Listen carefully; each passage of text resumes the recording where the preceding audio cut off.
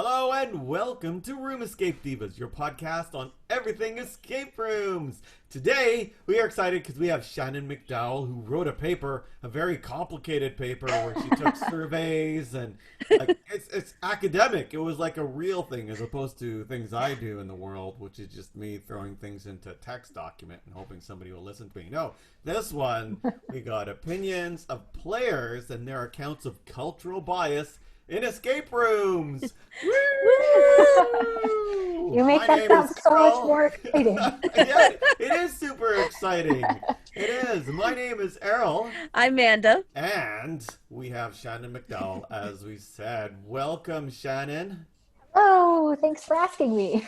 Oh, you're welcome. Well, actually, I know we've had you on before, but I don't know if have we had you on for your paper? I thought or maybe I just talked to you about it a lot. No, you've talked to me about it a lot. Yeah. When the paper is done, then I'll talk about it.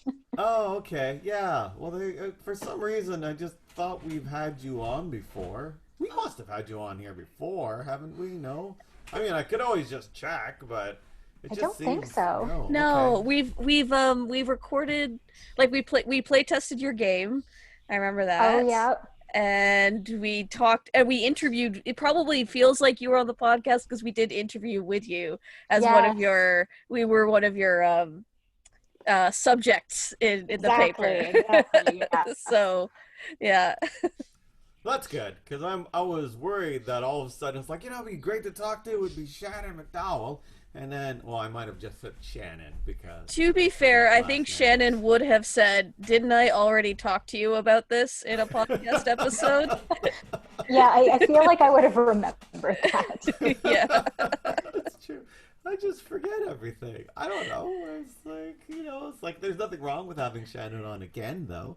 So we could do that, especially when it gets published in your journal. But for now... Or not your journal, and published in journal. Now, I guess what we could do is talk about, maybe you can give us a brief overview of what you wrote, and then maybe you should do a brief overview of who you are, because we know who you are, but, our listeners may not. So I am a research associate at Wilfrid Laurier University, which is in Brantford, Ontario, Canada.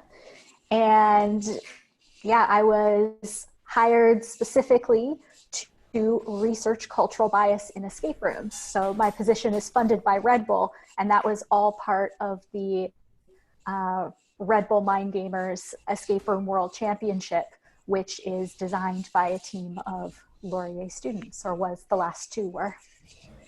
Right, wait, did we have you on? We didn't have you on the podcast talking about that?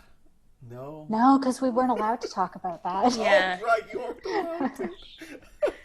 Just for some reason, or maybe when we did our interview, because as you said, we surveyed people, and I'm getting ahead of ourselves, but I do remember, maybe I just talked to you for a long time about that because I was just naturally interested, and then I just thought it was an interview. Maybe that's it. Maybe. It could have been that. I Anyway. would have remembered editing it, I think, as well. There are many checks and balances in place. That's Yeah. good. And those checks and balances aren't put into place by me, that's for sure. They're put into place by far more responsible people than myself. Actually, it was really interesting. I do remember when Scott first put out the call for a researcher that this needs to be done, and Yep. yeah. And just to clarify, that is Scott Nicholson. Yes. Yeah. Okay. As opposed to just Scott Your Adams. pal Scott. Yeah, my pal Scott. Well, Scott can still be my pal Scott. Yeah. Yeah. Maybe we should just refer to him now as my pal Scott. Okay. So your pal Scott. That's who he is for the rest of time.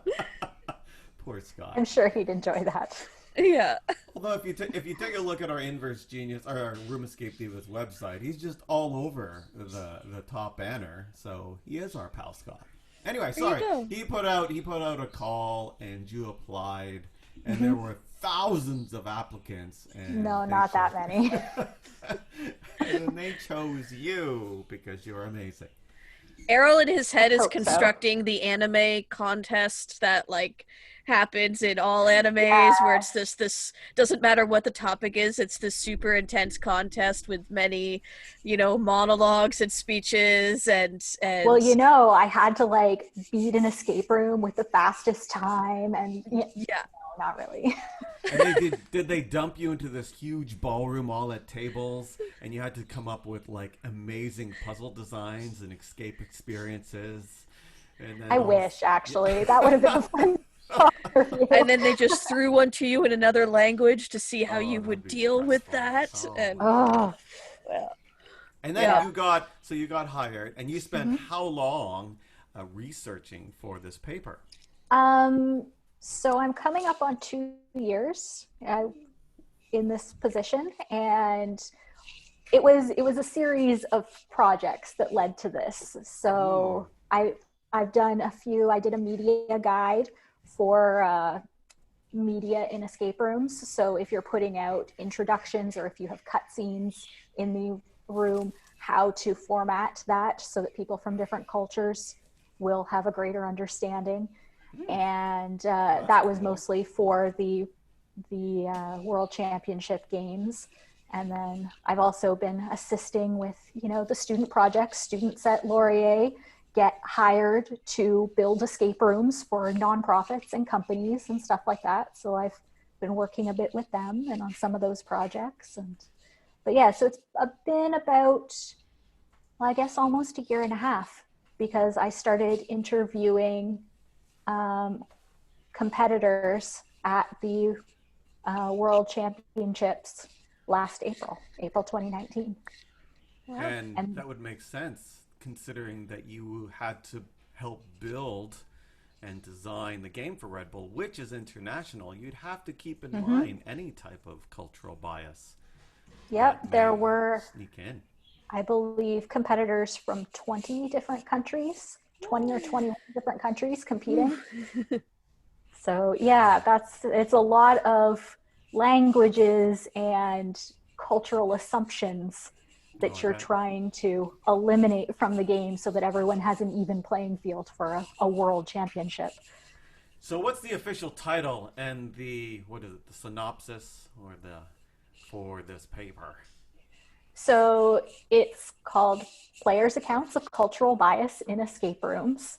And the goal of this paper, without reading out the entire abstract, because you don't want to hear that, you can read it in the paper yourself when it's published. My goal was to investigate incidences and experiences of cultural bias in escape rooms, particularly by players who have played escape rooms on multiple continents, but multiple countries as well.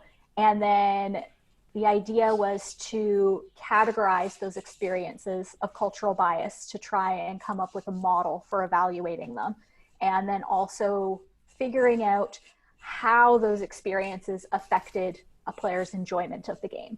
So, was it a positive experience with all of these cultural references, or was it a negative experience, or did they not care? And just see how that all, came out. Wow. And how many people were you able to survey? Because I guess it would be really difficult to find players who have spanned multiple continents, especially when you get to East and West, right? Yeah, exactly. So we ended up with 33 interviews that made it into the final paper, the final study. So, and those were all about half-hour interviews that I did over video call, like over Zoom or Skype, and some of them were in person when I was actually in the same room as people. So about 33 people from 4 different continents. Cool. And you said that there were 33 people that made it into the study itself, or at least the interviews. Did you conduct a lot of interviews on top of that? Or? No, not a lot more. There were just a few that didn't make it in because either group interviews where one person didn't really speak. So I didn't have any data from one person, things like that. If I had multiple people in one interview at a time, sometimes they were just counted as one person. If they, if you've got a husband and wife who have every single escape room they've done together. They've had all the exact same experiences. It doesn't make sense to count them as two different people. Right. I know the Terpicas have a similar challenge because they want to find people who've played different escape rooms across, to comparison, if we say, this escape room in China is the best in the world, but nobody has played it, to compare it to like, this one in the Netherlands is the best. So, well, not the best, like one of the top ones. It's hard to find the linking people that would say, which one is better or not. So how did you go about even finding these people? Well, through the Escape Room Enthusiast Facebook group and the Slack chat. That's basically it. And also, of course, the Red Bull Escape Room World Championship competitors. That was basically my target right there, is finding people who had done lots of escape rooms. That's a good question. Actually, I don't know. I think it's an interesting question. How did Red Bull find competitors to do their World Championship? Do they just put out an ad and then everybody just applies? So what they do is they set up the initial qualifier, I guess, or I forget what they call it, is a computer game. So people qualify, they can qualify on the computer, and then they also set up, they called it the Cube, and it was for teams of 4 people, and it was essentially a computer game that you're playing cooperatively. They set it up on college campuses in the different countries that were participating. That was basically it, is if you were in the escape room grapevine, you heard about it. And that was, the competitors were a mix between escape room enthusiasts who had done lots of rooms and knew this was coming up, and the other bunch of people who were competing were a lot of university and college students who did it because it was on their campus and it looked like fun. Right. So that's, and then the top competitors from those, the top scoring teams, went on to be their country's champions. Sure. So that would be, if you think about it, students aren't normally the escape room enthusiasts, because escape rooms tend to be expensive. So. No, and there was at least one team that had never done an escape room before. Their very first escape room was the World Championship. Wow. Wow. Which team was that? Which country? India. Oh, wow. That is fun. Actually, they may have done, I think they may have done one in London before they competed. Oh, but, that's so fun. Oh my gosh. I'm now imagining the Ready Player One scenario in my head of just these cubes sitting on campus and no one knows why they're there. It's not true. They probably did. It's funny. Yeah. So that's cool. So when you went about, so what were some of the questions you had for people when you were trying to learn about cultural bias in escape rooms? So a lot of the questions were really open-ended, and I didn't ask specifically about cultural bias because a lot of people don't know what that means and don't know what counts as cultural bias.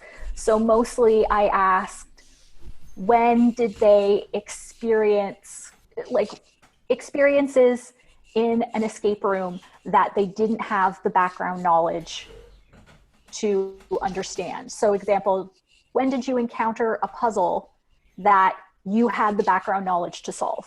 Or when did you experience a puzzle that someone on your team could not solve because they didn't have the knowledge? So, and that generally brought out a lot of, specifically not knowing how to use particular artifacts, or not knowing certain trivia questions and knowledge, or not understanding the language used, various examples like that. And so then from there, we were able to categorize them. And then, of course, follow-up questions like, how did this impact your enjoyment of the game? What would the game have been like if this puzzle wasn't there or was replaced with something else? Was there a common one, or did you find out, a common cultural bias that people ran into? Common among everyone? Well, maybe. I mean, or, not so much something that's super specific, but categorically. So the most reported incident was in the knowledge category. So all the puzzle examples were divided up into 5 categories. So there was language, which is spoken and written language both, and then symbols, which is divided into gestures, icons, and artifacts acting as symbols. Norms, which is norms makes up, there's a lot. You've got folkways and mores and taboos, rituals, and then genres, which is a very specific one to escape rooms. We had to add that because there was no place for genres anywhere in any other sociological study like this. Artifacts was another category. So that's things like sensory artifacts, like smells or tastes or sounds, recreational artifacts, tools, media, those kind of things. And then knowledge. And knowledge was the most commonly reported category, and that consists of trivia and riddles. Again, a category very specific to escape rooms because there's not a lot of places other than maybe IQ tests or standardized testing where you would see knowledge and cultural bias in that knowledge. Generally, of the 33 interviews you had, like what were the most continents that someone might have visited in that case? 4. Wow. Yeah. So let me see. Yeah. So we had, 4 people that we interviewed had visited 4 continents.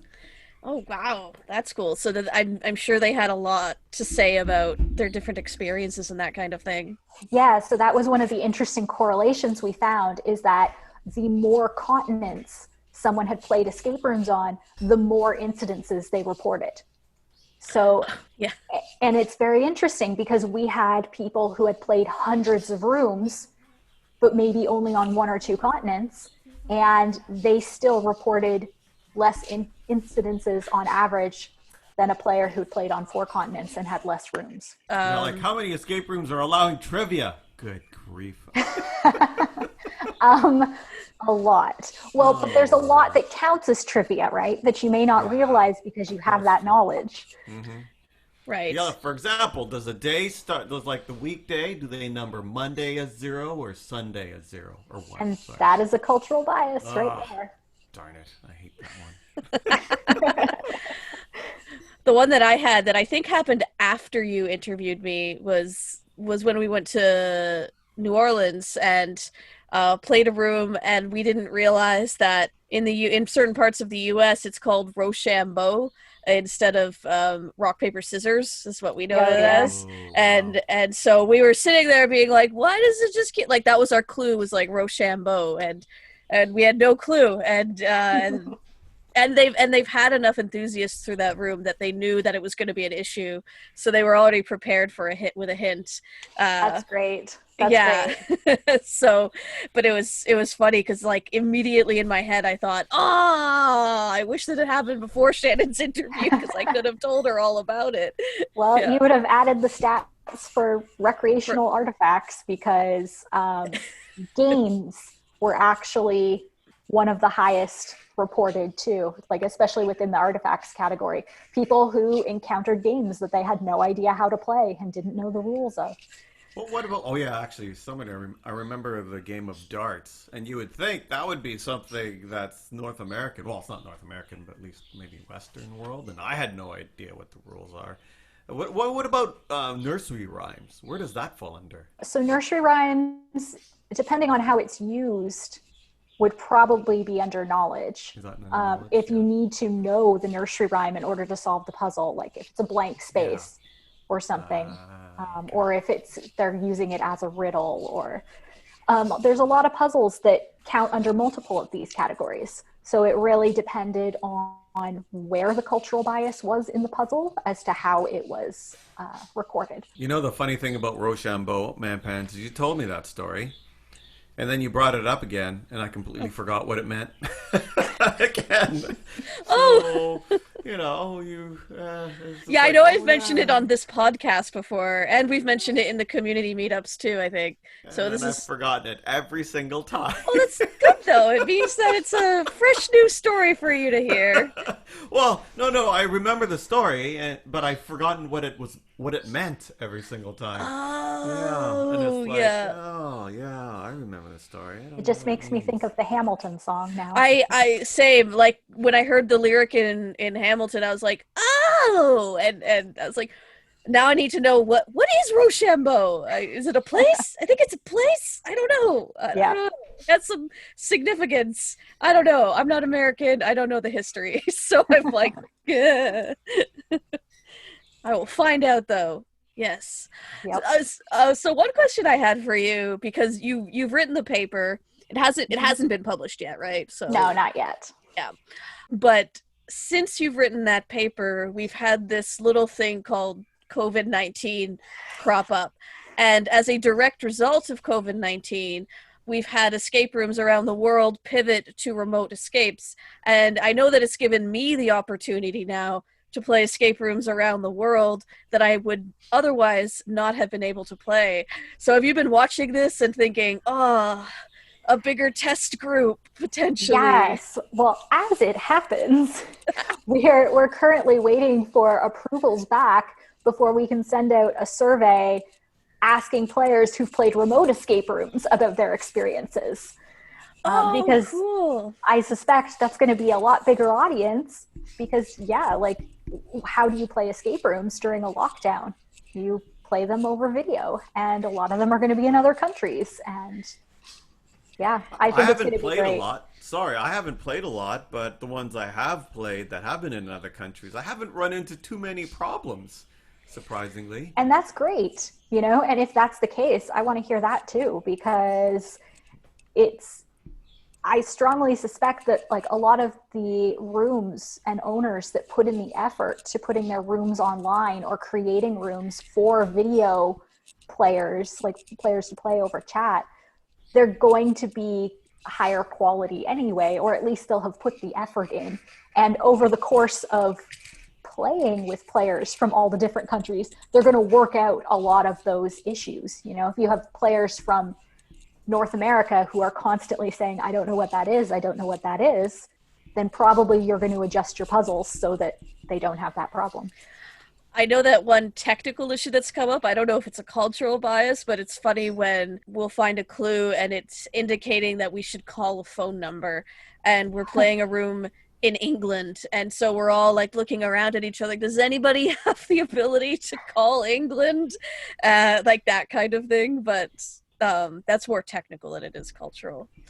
Yeah, Uh, recognize it as a phone number. It's just, excuse me, I don't have a long distance plan. I mean, that's the cultural thing of it, is because I don't necessarily know the format of other phone numbers around the world. So when I see them, I'm like, "What? Oh, it's a phone." Like I see the plus sign in front of it, and my mind Right. goes there. So I'm like, "All right, that's what it is." I just think I'm too cheap to make phone calls that are long distance. Usually what it is. It's like, and then that happens a lot in ARGs as well. You have to think to yourself, wait, are we Yeah, making this for someone that might call from North America or anywhere? I yeah. know their biggest problem too is trying to have a game that fits in a time zone that they can do. Right, man, pans? Yeah, so I think I've mentioned this in our community meetups, but and I don't know if I mentioned it on podcasts, but for instance, my remote team. So I have a remote team now. One person's in Australia, one's in England. I'm here, and then like yeah, sorry, two of them in Australia, and then one day we played a game in LA. So it's already a nightmare kind of coordinating, and somebody always has to lose out on time zones. So the one in LA, the game was at 11:30 p.m. Eastern Standard Time. I was up at 2:30 a.m. Our time. The person in Australia or the person in England was up at like 7 a.m. or 8 a.m. their time. And then the person in Australia was like, I think, yeah, it was the following day. It was like 14 hours ahead. So they were like, also late night the next day, or they were in the afternoon. I'm sorry, they were in the afternoon the following day. So like we were just like spanning an entire 12-hour period uh, through through 4 different time zones. It was insane. I am not coherent enough at 2 a.m. to play an escape room. I gave that. Luckily, the escape room we were playing, which was Miss Jezebel, was not one that necessarily needed coherent thought. You know, it was one where you could goof around a lot, but there were definitely points in the room where we were like, oh, I'm like, I am. You know, one of our teammates was like, go to the left, and the guy would turn to the left. She goes, no, left, and we're like, he is going left. She's like, oh, it's so early. I meant right, I guess. Yeah. So have you had a chance? Because I know that you've traveled a bit, especially with Mind Bull gamers. I think Red that's what Bull it's called. Mind Good Gamers. job, Arrow. Mind Bull. That sounds like some crazy anime enemy. Mind Bull is coming. Yeah, that too. But have you had a chance to experience any cultural bias in the games you've played when you played across the oceans? Sure, I have. Although it's funny because, so I did play some games in the UK when I was there.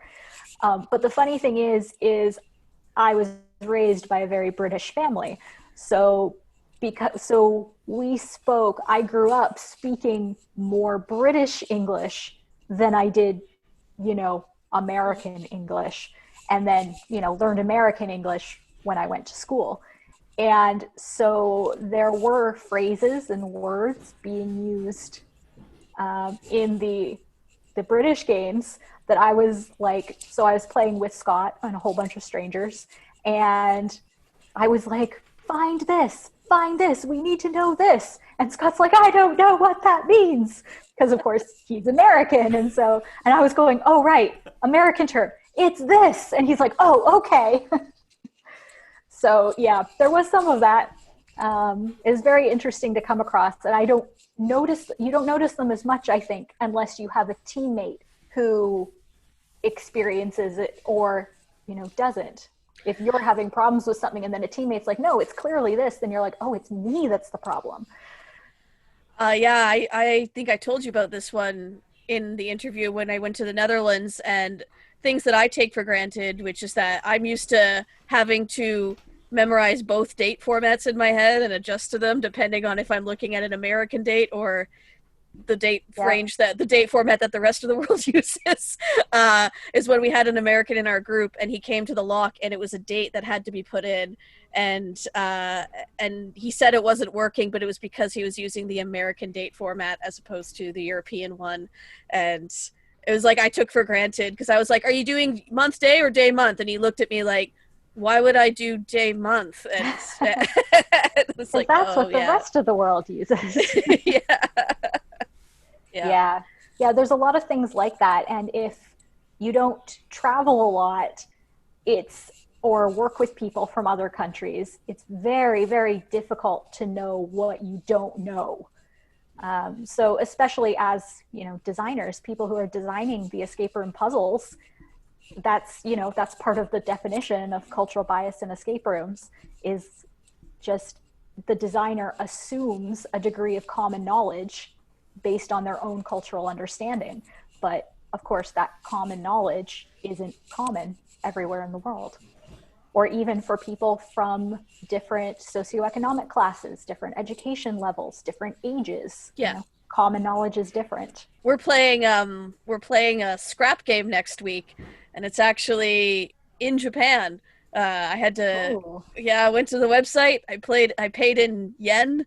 And so it'll be interesting because like they've designed it clearly for an international audience. It was designed to be remote, and the website's all in English and everything. And, but as far as like location, I'm like, it was designed in Japan first and foremost. So I'll be interested to see how that plays out. Yeah, that would be really interesting.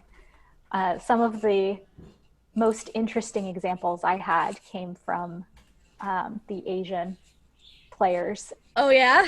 Yeah, just or from European and North American players or Australian players who had played in Asia. That's what I was gonna ask. So, yeah, was it like, yeah, North American or European players who'd gone to Asia, or was it Both ways around. both ways around? It Yeah. was interesting seeing the interpretation of what I would consider common knowledge by someone who it isn't. And then Right. the other way around too is their encounters, like North American and European encounters with Asian cultural norms and stuff like that, that they never considered would be part of a puzzle.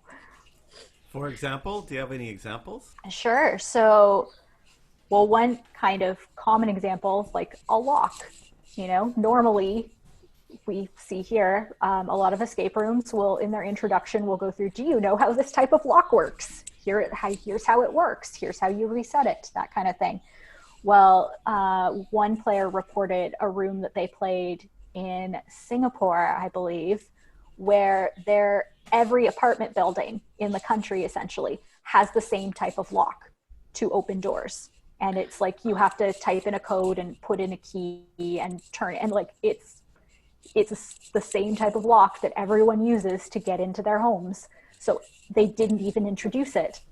They figured, well, anyone playing in Singapore will have encountered this lock before. Well, not tourists. So, that was one example. Yeah.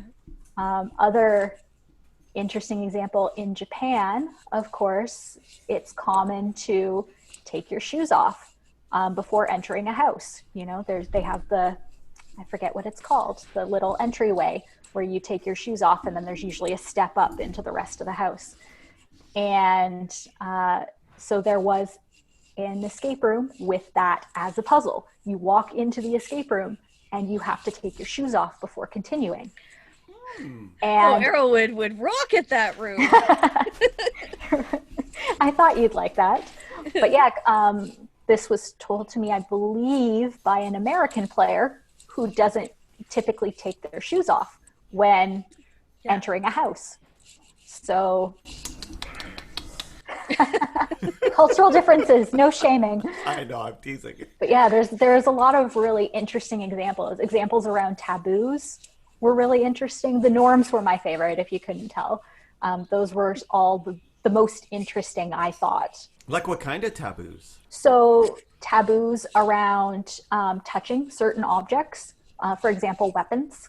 A lot of rooms in the US involve handling guns or knowing how to use guns. And there are some people in some countries where you don't touch guns. You don't do that. They're dangerous. And so players are hesitant to interact with a gun as part of a puzzle. There's, like, for example, players encountering language in a room that they would consider to be offensive, whether it's considered a slur in their home country or politically incorrect. Or so in that case, they're like, is this the answer to the puzzle? Because this seems wrong. Do they actually want us to say this? So, those are things that they make people pause as they're playing and consider, is this actually something the game wants us to do? Because it's not something they're necessarily comfortable with. Yeah, I wonder how it comes to even physical touching. I know in North America, there's a whole taboo about, physical touching, like touch haunts and whether you're allowed to touch the players, different things like that. How is it? But is that the same in other countries? I don't know. It's not. Personal space is very different from one culture to another. And that's an example that came up in a few interviews. That comes under the folkways part of norms, which is folkways are informal standards of behavior. So things that aren't like codified, like laws, but like table manners and personal space are all those kind of informal standards of behavior. And yeah, personal space differs. That's actually a category where Russia does relatively well in, because I've heard players tell me about rooms in Russia where you got a form to fill out and you got to choose the level of intensity that you wanted your room to be. And they told you what that meant. So for example, high intensity rooms meant you would be shoved around and they would drag you places and they would yell in your Oh, face, or there would be a sorry. They would do what to your face?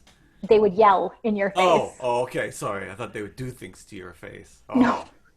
Oh, I'd be all Well, for maybe, I that. don't know. That might be fun. I would want to be dragged around. This guy's I heavy. don't I don't know if people would like. I think they would probably opt out of it after a bit with Errol, because he would get too into it. He would just be Drag me. screaming. Yeah, I wanted this zombie to drag me you around, did. but I didn't. No. Oh, that'd be great.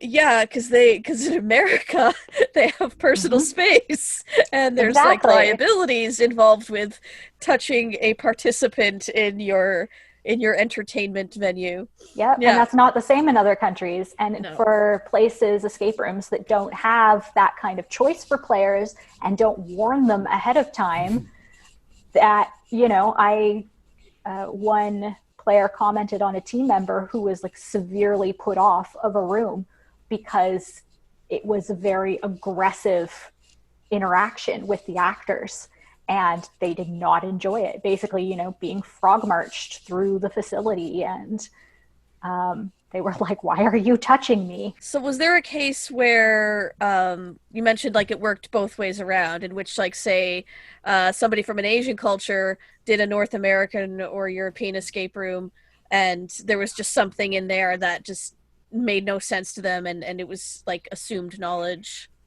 Oh, of course. Yeah, a lot of the cross continent differences had to do with games, recreational items that people from that continent would grow up playing with as a child. That, Like Nintendo. exactly.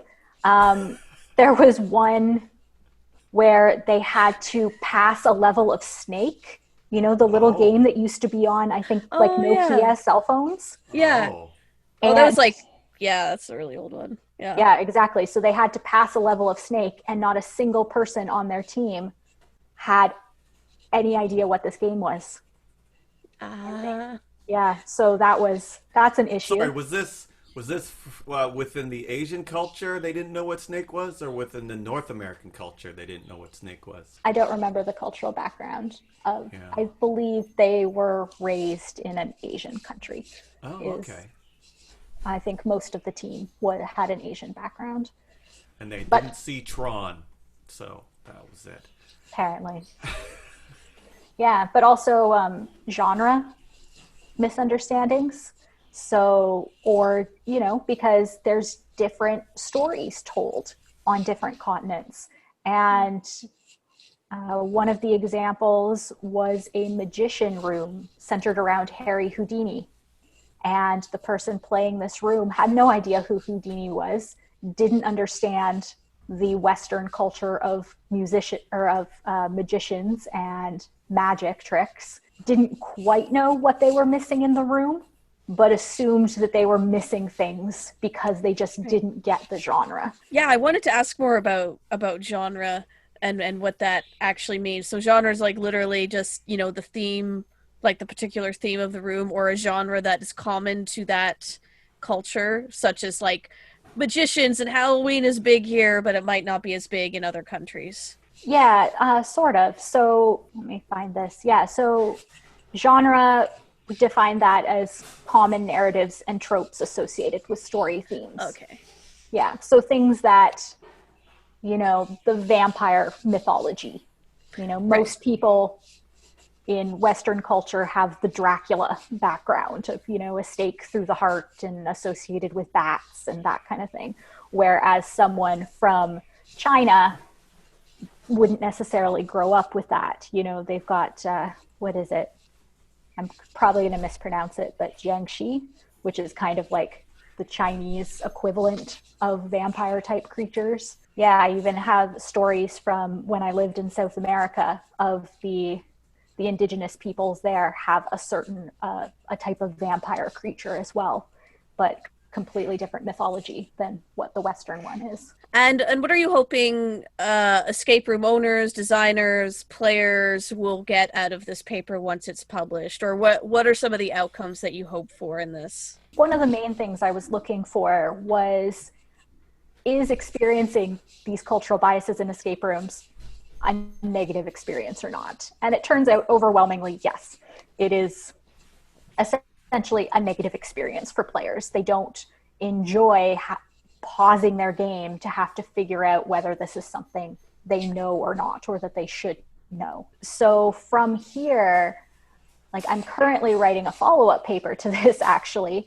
that is how to minimize cultural bias in your escape rooms. So it uses the same types of categories that I use in this paper, but kind of gives examples and solutions for designers and owners to help minimize it.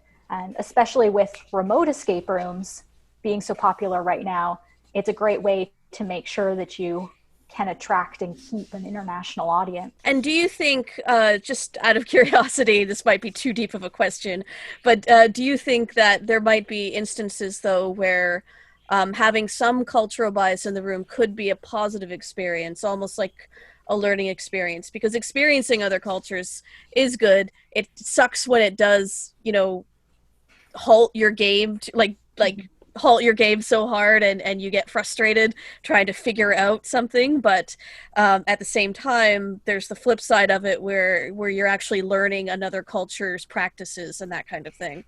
Yeah, so there's two levels to that question. The first level is this paper primarily is only referring to recreational games.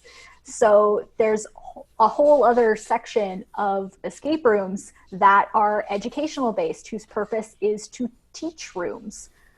For example, I forget the name of it. There's a room in New York that is meant to teach players about the Jewish faith and history.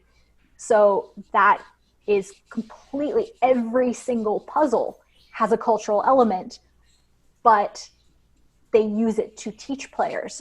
So you actually shouldn't need hints. You shouldn't need to know anything about the Jewish faith to play that room.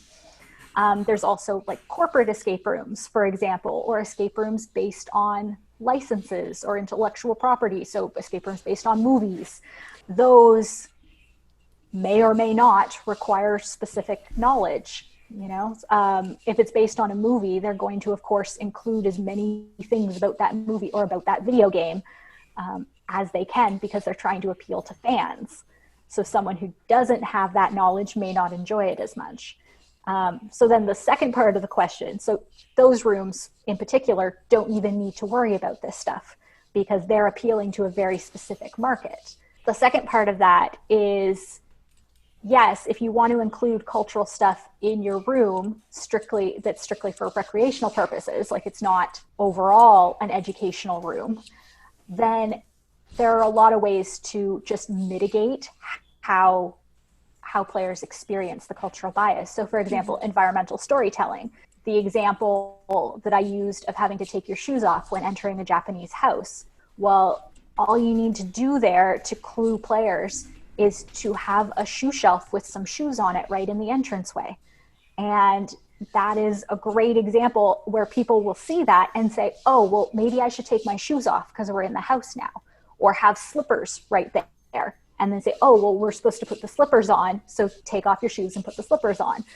There's ways that you can have objects or directions in the room that subtly lead players into learning the cultural elements without having it be a strictly educational room. Oh, that's a really good point. Like imbuing things into the environment. I think about things like, just because it's been a big discussion in the video game world with localization of games. And there's lots of debates going on there right now about how much do you want to localize this? Do you want to erase the culture entirely from the, and there's arguments for and against, and both of them work. And I think about some of the video games I've played. So Errol and I played one together called Detention, and it was a Taiwanese game. It was, it was time ago. a long time ago, and it was a scary one. But it was to me, it was scary. Okay, it was meant to be a horror game. It was designed as a horror game, and there were horror elements in it. I Yes. know, I'm teasing you. Yeah, there were certain things in there but that one did a good balancing act, like you said, of like imbuing just enough clues into the environment for you to at least make a connection to know where something might be more of a like this is something really specific to the Taiwanese culture, or there was something about the Taiwanese history that I clearly did not know and that I was missing out on, but there was just enough in it in the game for me to pick up on the clues and put a story together in my head, and then Wikipedia after to see what was going on. Yeah, So at that's that time. also, if you think about more appreciation of the story, as opposed to like finishing the game too, where it's probably more important in an escape room, because if you can't even finish the game because you don't understand something, Yeah. where like whether we watch shows or play a video game, if it's more for understanding what on earth is happening, also important. We watch a Yeah. lot of foreign shows, so it's sometimes we realize we're not appreciating what's happening because we don't understand the culture behind it, or we don't even.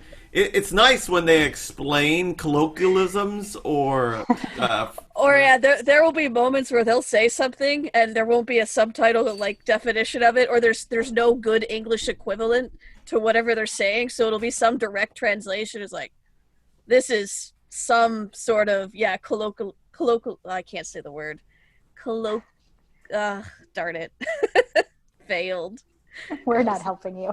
No, I'm like, somebody finish the word for did a me. good job, man, pants. Spit. Oh No, there was a no. fun game my daughter was doing in her class, and it was to teach, because she is learning how to be an intervener for deaf-blind people who are both deaf and blind, and so she had to learn how to sign different types of colloquial phrases, and there are a lot of them, like, oh no, I can't even come up with one at the top of my head.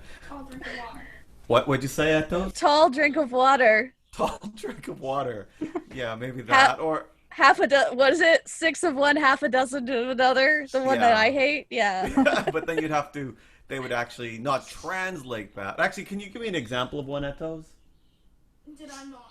No, I had my headphones on. I couldn't hear you. Oh, you did say tall drink of water. Oh, Yeah. okay. Wow. I heard echo. You just didn't. Oh, because you're listening on my mic. I didn't hear tall drink of water.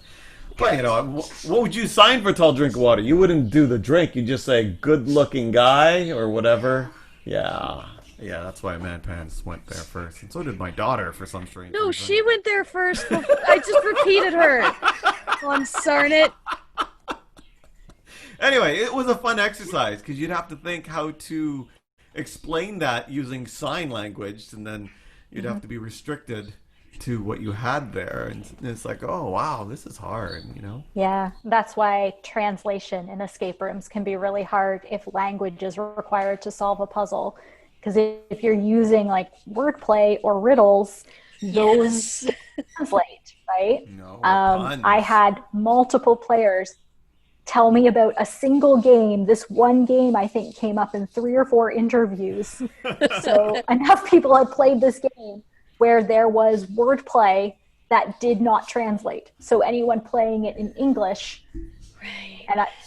and I'm sure you both have played this game, so I won't mention which one, but yeah, there's no way to translate it. So people would just come across the untranslated words in the puzzle, even though the rest of the game would be translated to English for them. Yeah, no, it's stuff like that where, yeah, I'm sure these findings are going to be so valuable, right? Where it's like, especially if people from across the world are going to be playing your game, it's so important Right. to make sure they can play it. Well, and even just to make people think a little more about what puzzles they're putting in their game, because this research has made me think a lot more about what puzzles I'm designing and how culturally biased they are. Just to be like, oh, wait, I included this in my game. Would someone from the other side of the world know what that meant? And just, Yeah. is this symbol universal does red mean stop in every country of the world? No, Right. it doesn't. So, does green mean go? No. So it's figuring out those different things that you take for granted because it's so universal where you live, but then trying to translate that for other people. Yeah, like what about poison symbol? Is that universal? What are So, universal symbols? well, that's a ISO symbol. ISO standard. So, Sorry, you cut out for a second.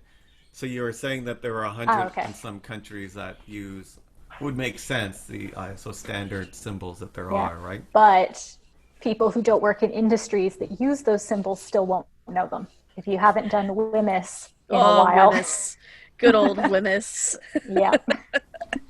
So, how do you feel then, like after interviewing the contestants with Red Bull and the Red Bull Mind Gamers then finished, how do you feel the success was with making an experience for them that anybody could play? I think they did a really good job.